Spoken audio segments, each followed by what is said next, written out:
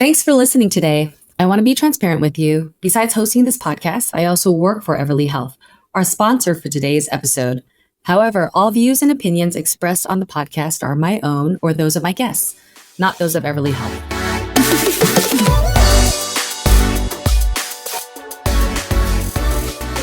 Well, welcome back to Digital MD, the podcast where we talk to leaders in the digital health and any kind of ecosystem, from quality metrics to payers to providers, and the decision-making that happens. I'm your host, Dr. Liz Kuo, today, and I'm thrilled to have Dr. Bryan Buckley with us. So before we dive in, I was thinking back about our Harvard T.H. Chan School of Public Health overlap in Boston, and you're such a talented alumni, and so I bet they feature you in everything, and this is where I actually saw Bryan again. We also came back and met again in person in our quality talk for NCQA, and he mentioned this great idea that he actually teaches social capital to progress health equity. And on top of all of that, we went to school together. So I just wanted to get your take on how did you do all of this? How did you, what motivated you to get through all the schooling that you've had and now teach? Yeah, I'm secretly trying to clone myself. So I get this question quite often because everyone's like, how do you do all the things you do? I think one of the things I've told people is, just really focusing on your mission. I think if you know your why, it doesn't feel like work because everyone's like, oh, you're doing this, this, this. I'm like, this is just kind of who I am and kind of part of my ethos as a person.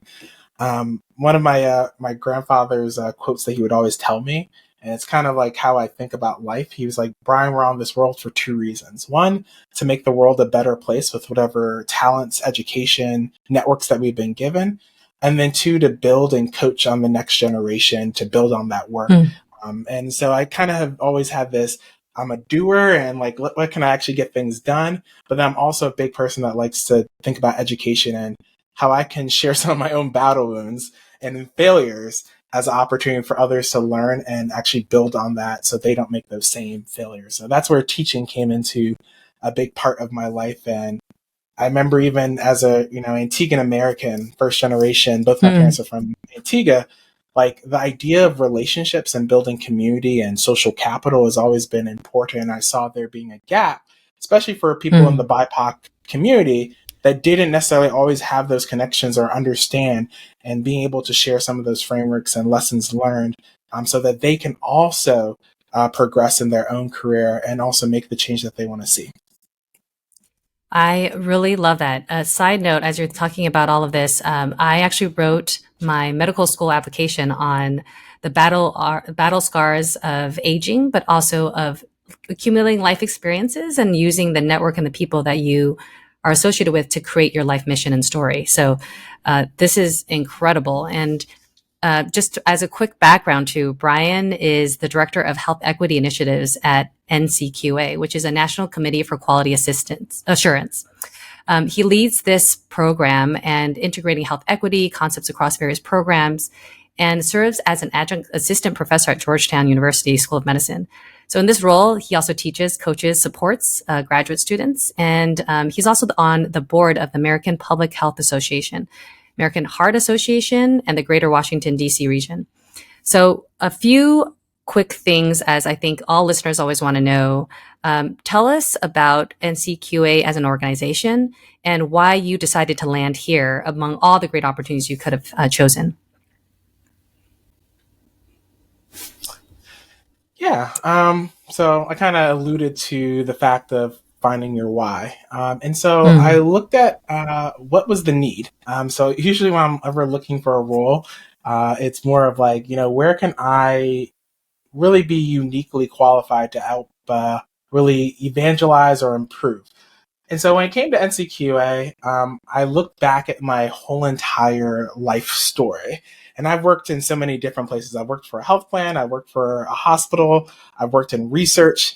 I like to view myself very much as a pracademic in many ways. I've been in the practice world, but I've also have this academic and research knowledge. And really at the time, NCQA was going through a transition of trying to figure out how do we shape our message around health equity. And the one thing that's so unique about NCQA, and I think often people just view NCQA as just like only for health plans. NCQA works across the health continuum. So I saw it as a great opportunity to one, learn, because I like to go into any role that I'm actually able to learn and also see where I can thread the needle of how all of these things are connected. Health equity isn't just a healthcare delivery or a health plan thing. It's really a collective action that all of us have to be a part of.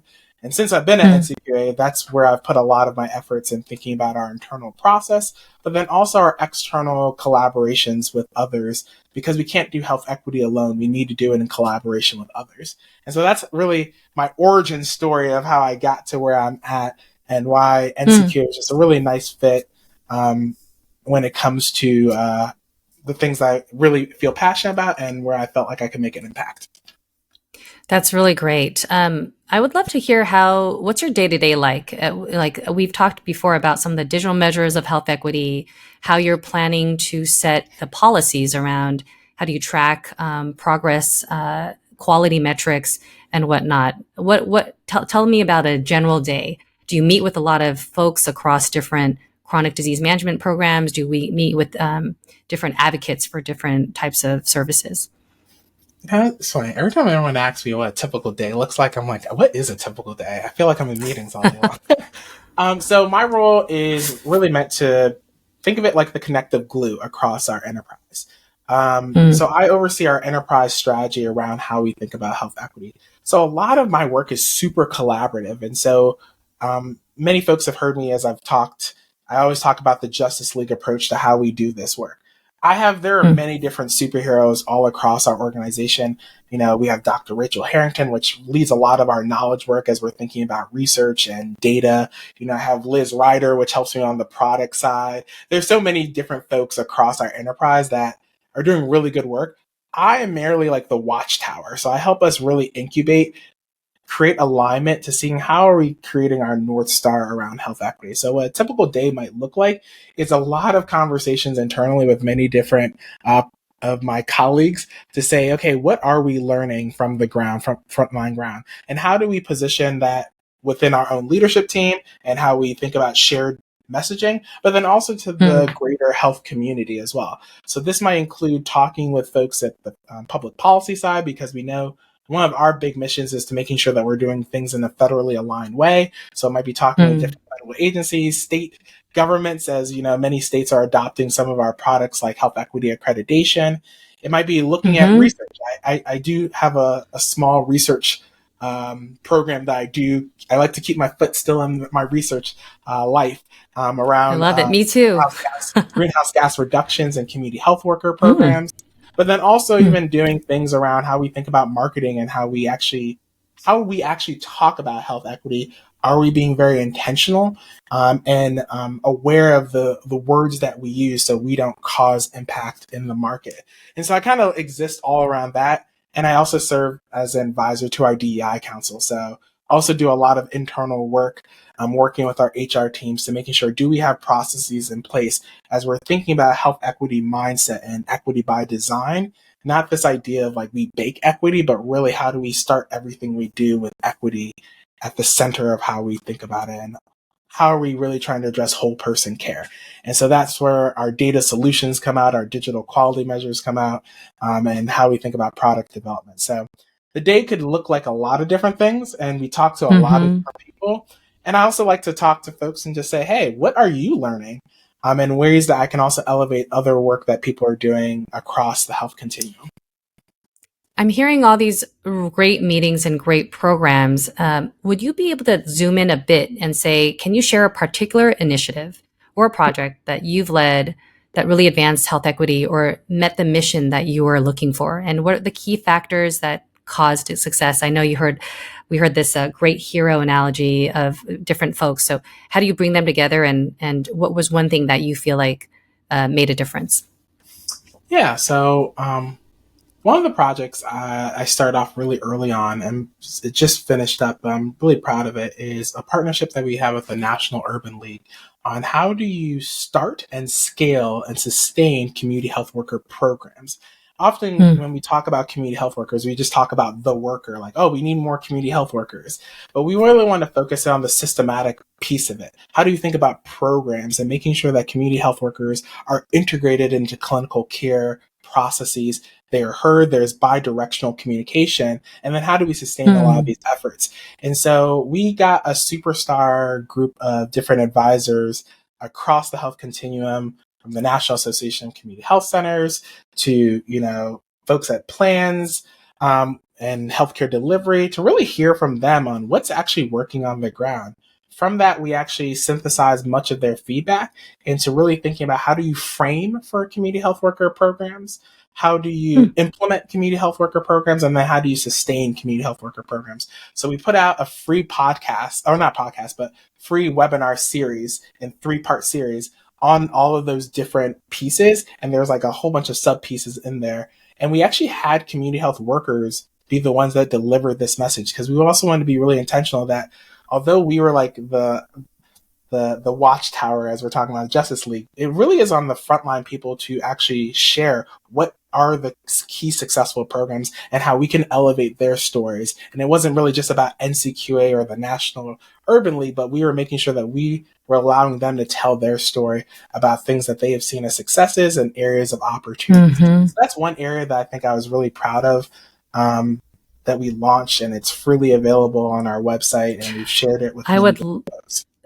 if you could share it with us after this, we'll add it to our links for viewers to access. I think that would be amazing. And I find community workers, their voices and the ability for bi-directional conversation is so key. Even as a provider, I don't always hear it, and I want to know, because honestly, they oftentimes know the member, the patient, much better than we do. And so it makes so much sense. Yeah, and outside Another, of that, oh, go ahead. I was going to say, outside of that, I work very closely with a lot of projects that we do, but some that I would just probably highlight as like really cool projects Hmm. are the work that our BEAM team is doing. It's our Birth Equity Accountability Measurement team. And so as we think about Okay. maternal child health, we're also thinking about that is a collaboration with RH Impact, formerly known as the National Birth Equity Collaborative.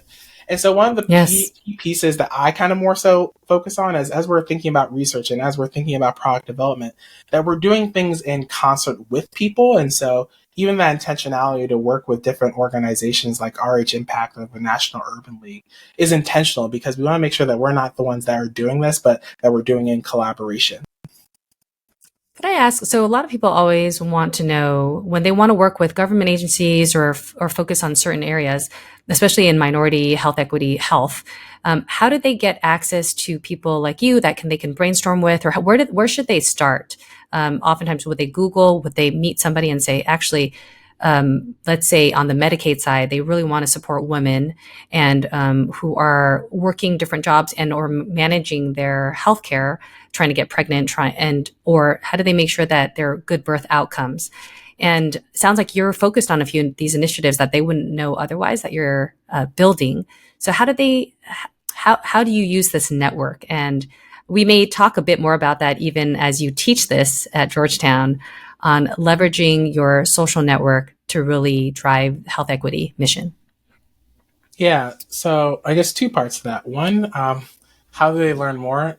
We put a lot of our work around, well, one, a lot of our work is on our website, but then also when it comes to our health equity accreditation and many folks that are doing that, we also like to say, hey, there's an accreditation. I'm trying to help folks to reframe, people like we're mandated to do this, but I look at health equity accreditation as a framework, a guide to how we Mm. actually do work. And it's not something that we're trying to mandate per se, but we're also trying to walk with people through the process and hold their hands and making sure that as there's the accreditation that we're surrounding them with best practices and lessons learned from across the Mm. health continuum. And so that is actually something that kind of builds on that social capital. We want to make sure that people are equipped with the knowledge, the tools, and the pragmatic solutions to do this work.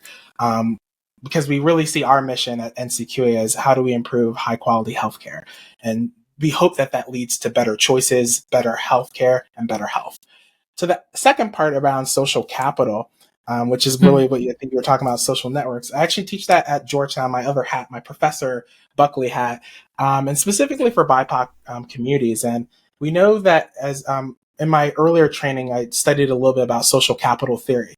And so we know that social capital can lead to so many other forms of capital, intellectual capital, financial capital, and political capital. And Mm. so I use that in many ways. I always tell people I know enough to be dangerous, but as we talk about health equity As we talk about anything that improves health, we know that it's a concert effort that requires many different people. And you need to know, okay, if I don't know someone, who should I go to that has that intellectual capital that might be very useful to me? Or they might have that financial capital. It Right. might be someone that's a grantor and says, hey, I hear you have a cool idea. I want to fund this idea and, really make sure that you guys can do it. Or it might be political capital.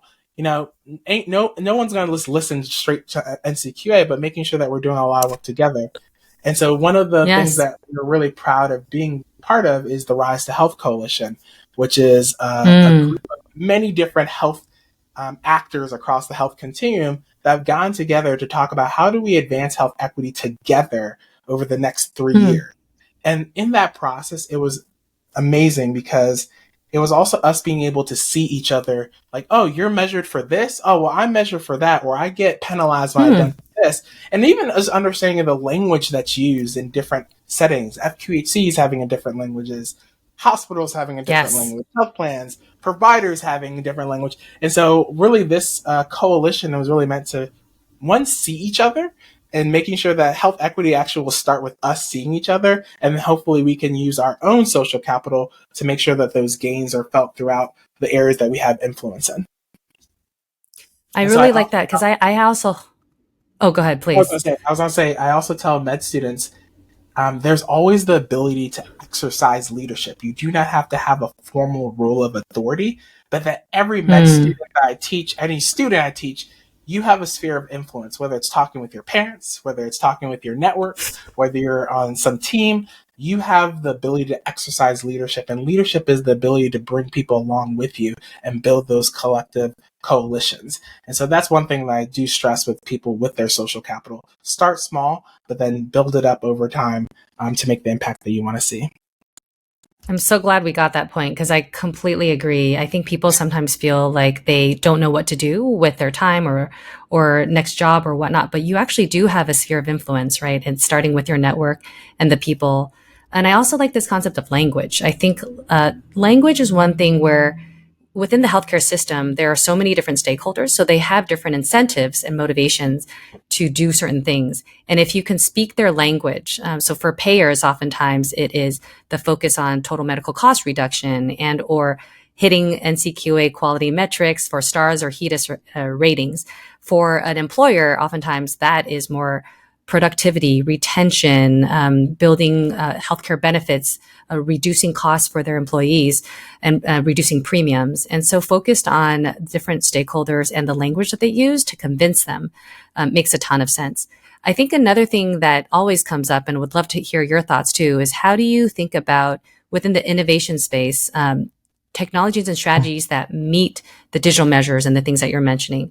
So, for example, at Everly Health, it's a company that we currently run a lot of diagnostic tests for the home, and so we have Fit, which helps with colorectal cancer screening, and we use this language because we know that. For example, people don't always have access to a colonoscopy center, or they can't take off time, but they can also poop on a stick and basically have it done in the mail, and it's covered. So for these type of innovative companies, how do you create the language and how do you understand the language to build that out? We ended up working with NCQA on our kidney measure, which we're so excited about because chronic kidney disease affects 37 million Americans, oftentimes in minority groups more than others. And we want to make sure that there's awareness around this. So especially for health equity, how do you think about these as you build and support companies that want to innovate? Did you know that improving preventive care can significantly impact your health plan star ratings? Everly Health Solutions is the leader in at-home testing for health plans. Their convenient, member-centric approach has helped plans achieve industry-leading results. In just 1 year, Everly Health Solutions helped a multi-state Medicare group improve 15 of their plans by at least 1 star. That's a win for members, providers, and the plans themselves. Learn how Everly Health Solutions can elevate your health plan at everlyhealthsolutions.com. Yeah, great question. And especially like playing off of the language side. Where I said everyone has a different language, I think this fits very closely with even NCQA and our rule around how we think about the digital future and our own digital roadmap. As you mentioned, everyone's speaking a different language to some degree. So even as we're thinking about our digital quality measures, making sure that we are working in concert with groups as we think about FIRE and CQL, and making sure that there's a common language and standard of languages that we are using, Yes. because we know that as we're thinking about health equity work, the closer that we can get to seeing the person, I usually am intentional of always saying the person, because that person could be a Mm. patient, they could be a member, but really looking at that whole person care, I think we get even closer to intersectionality, and we know that interoperability and intersectionality are Hmm. really pathways to how we get to health equity. So we at NCQA, we see from our vantage point, we see that there's fragmented systems. We see that, we need Mm. to have better ways of quickly transferring data so that we can meet timely person needs when it comes to what their health is. And I think even to what you were just talking about with making things convenient for people, it helps them take advantage of great healthcare innovations. And so that's where, even as we're talking about health equity, I always remind people health equity mindset is not just about the aspect of how are we looking about demographics and looking at location, Hmm. but then also how are we designing our systems around access and making sure that we are building systems that allow for people to get timely, efficient, equitable care all at any time. Yes. Speaking of, as you talked about digital measures, NCQA is creating this virtual care standard for primary care and urgent care and using their accreditation process for a focus on telehealth, virtual modalities that measure outcomes. And thinking through this, there's a lot of really great work that NCQA is putting out, from continuous improvement process to measurement guidelines to how do you audit the quality, in addition to regulatory compliance and training and education.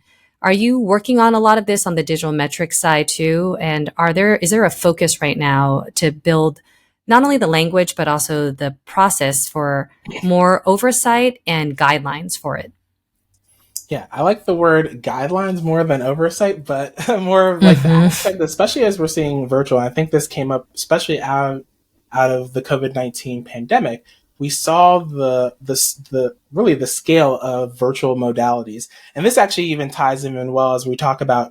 I'm working on another project around how do we reduce greenhouse gas reductions, um, Mm. and that is actually also interlinked with it as well. And so my role in many ways is one, making sure that as we're looking at different perspectives, making sure that we're talking to different folks, that we're building our products and we're building our accreditations in a way that are sustainable, but that we're constantly getting feedback from the market. And when I say the market, I look at the global market of the people that are using our products, but then also the people that often are not the recipients of how those products will impact them. So making sure that we're Mm. talking to community-based organizations, making sure we're talking to people that are actually going through this. Like, what would you like to see in your virtual experience? How can we make sure that quality is standardized throughout the whole entire process? So that is really a lot of where my role comes into, in making sure that we are connecting the dots and not just making something just for the sake of making it, but that we're making something that's sustainable and actually going to make impact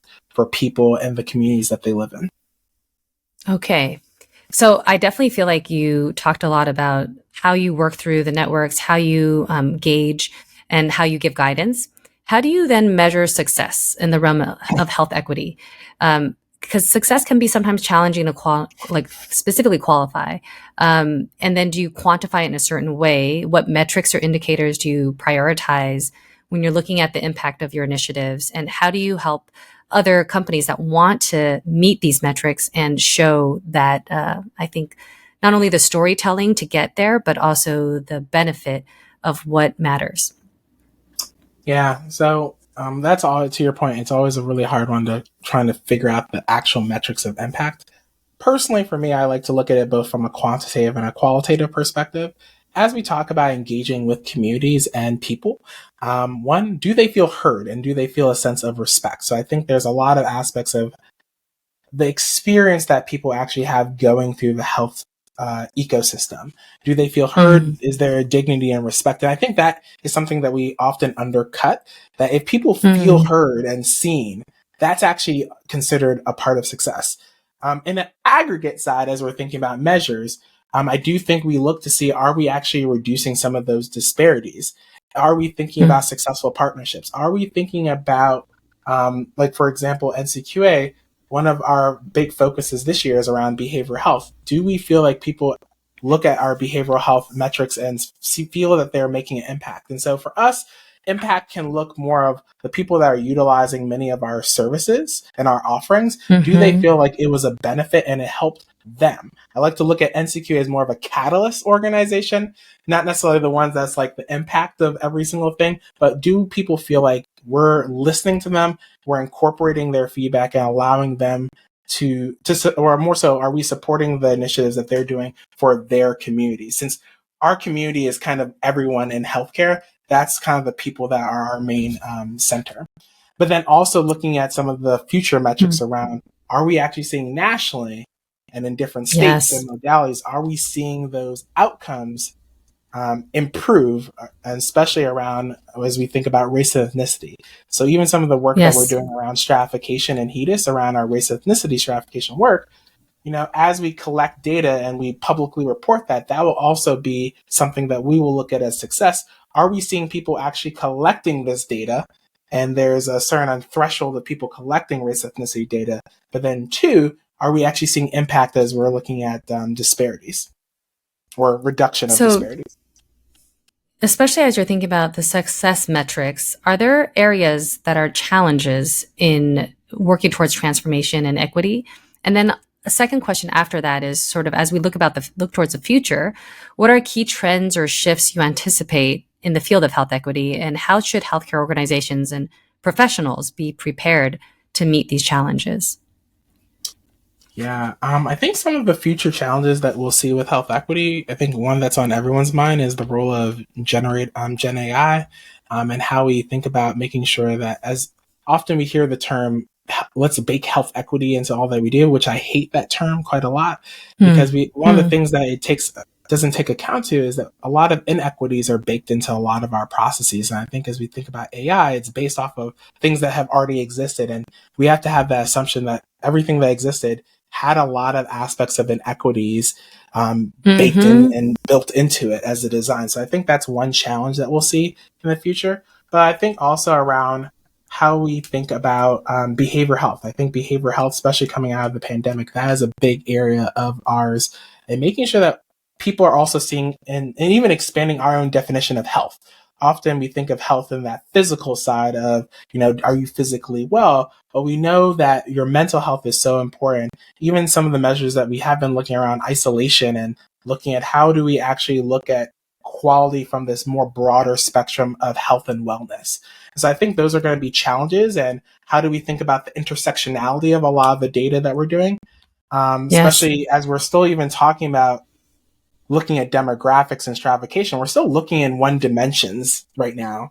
We haven't actually Hmm. gotten to the part of intersectionality and compounding disparities, and where we can be more innovative in targeting and addressing areas where we can improve health and well-being. I couldn't agree more also on the point of generative AI and the work that I did at Elevance Anthem when we did prior auth reviews, where we were using AI to help us approve an MRI or other things. If you're using historical data and there's some already bias in it, and if you don't trust the data and you're going to model off of that, that's dangerous, right? For certain demographics and others that may not have gotten approval for certain things, certain tests, certain procedures. So I think, like you said, a lot of people talk about this. So garbage in, garbage out. So you have to figure out what the data is that you can model off of. And oftentimes it's easier just to start from scratch and say, these are the metrics that we're going to do a prior auth on. And these are the things, regardless of all the other gender, race, ethnicities, it's like, what are we looking at to allow for certain things to happen? So there's a lot in there. And I think it's up to people like in your role and other leadership roles to really be aware of that for any biases that occur. Sure. So I think we're almost at the end of our discussion, and it's been an absolute pleasure. Thank you for being here. And before we wrap up, we always ask our guests for the hot take, about 5 key questions. So I want to make sure you're ready. Oh, okay, ready. Okay, so the first one, what's the best advice you could give anyone? Easy. I think it's part of my mantra that's just on my screen here. Be hungry, be curious, be humble. Be hungry for what the change you want to do. Be curious to know that there's many different ways to do it, and be humble to know that you cannot do this work alone. Great. What about the favorite business quote? Ooh, famous business quote. Or Maybe favorite quote in life? one of my favorite quotes is, "Failure is merely the opportunity to begin again in a more innovative way." Henry Ford.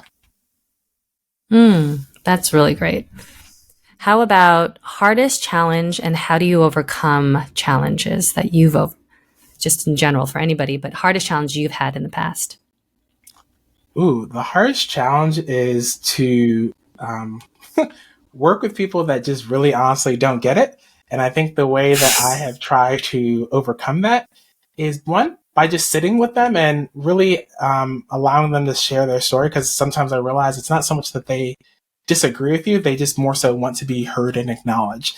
And that is one thing that I think I'm trying to work on better. Because as we talk about health equity, it involves everybody. And so I want to make sure everyone feels that there's a sense of dignity and respect, but we can also incorporate and have for them to see kind of the new future of how a rising tide lifts all ships. I personally love that challenge and ability to do that because I am impatient as a person. So oftentimes I forget to sit. And of course, dignity and respect and honor is something everyone deserves. And so I sometimes rush through things and I realize that I have to always honor that. So appreciate that very much. What's most exciting for you about healthcare innovation right now? Oh, just coming off of HIMSS, I would say the role of like bulk fire and fire, I got to learn a lot more about it. Anish Chopra did a really cool fire roundtable. And just really, I think that is a really cool intervention of how we all try to work together across different industries to really advance health and create a shared language. So that's actually like something I'm really excited about in the innovation space. Amazing. And then if you could have any superpower, it's the last question after I ask you more about your cats and if you still have them, what superpower would you have? Ooh, superpower. I would say best superpower would be the ability to control time and space. I think that's like the most ultimate OG superpower. I love it. What would you do then if you could have one day to do anything and control time? Oh, I would have us all start over. I think even with healthcare, I think we just need a restart on a lot of things in life and reframing. And I think that restart, looking at what those restart moments could be, could change the whole course of human history. Oh, that's so interesting. Yes. I don't know if I would anchor employer health in this country where your healthcare, if you lose your job, you lose your healthcare too. One of the cardinal sins of the U.S. That's great. And then, do you still have pets? Do you still have your kitties? I do still have one of our cats passed away sadly a year ago, but we still have my original cat Mystique, which is doing amazing, and she is actually loving her little brother because I had my first child last year in August, and so she has been his little protector, and so it's been really cool to watch them interact. That's so great. Congratulations. I didn't know that. So I'm very happy for you. It's a great journey to have. And hopefully also as you're thinking about the kitties, it's actually great for viewers because sometimes I get asked, like, is there a health concern as a physician with kitties and pets? But I always find they're great companions. So. Oh, they're great companions and reduce your stress so much. I would actually say all people in health equity should have pets because it's a stressful job in general. So try to find the areas of just adorableness, having that just next to you all the time. So yes, agreed. Well, Bryan, it's been an absolute pleasure. I really enjoyed the discussion and talking about the landscape because your insights are just incredible. And I also want to make sure that we share the impactful work that you're doing in NCQA and other places. So listeners, for more on Bryan's work, connect directly, check out his various areas in the show notes. We hope today's conversation has sparked your curiosity, inspired you to explore further. So thank you for joining us. And until next time, keep on innovating. Thank you. Did you know that improving preventive care can significantly impact your health plan star ratings? Everly Health Solutions is the leader in at-home testing for health plans. Their convenient, member-centric approach has helped plans achieve industry-leading results. In just 1 year, Everly Health Solutions helped a multi-state Medicare group improve 15 of their plans by at least 1 star. That's a win for members, providers, and the plans themselves. Learn how Everly Health Solutions can elevate your health plan at everlyhealthsolutions.com.